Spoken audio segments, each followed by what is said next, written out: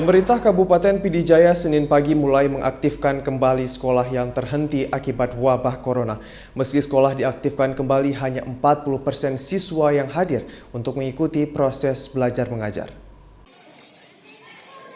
Setelah libur selama beberapa bulan terakhir, siswa-siswi di Kabupaten Pd Jaya akhirnya mulai sekolah kembali pada Senin pagi.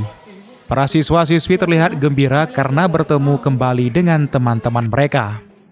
Para siswa-siswi mengikuti proses belajar mengajar dengan tetap menerapkan protokol kesehatan seperti mengenakan masker dan standar kesehatan lainnya.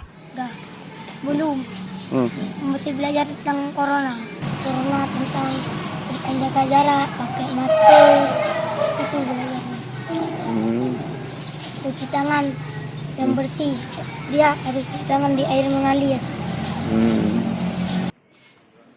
Di hari pertama masuk sekolah, para siswa-siswi langsung belajar mengenai sistem pencegahan wabah virus corona di kalangan sekolah.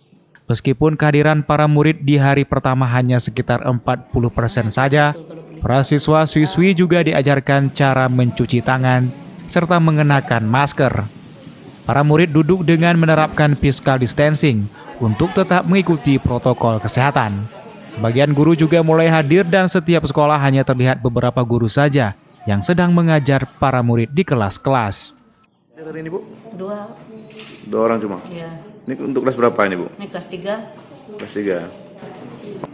Anak-anak harus pakai masker, jarak jauh harus jaga duduk. Dari Kabupaten Pd Jaya, Jamal Pangwa, iNews melaporkan.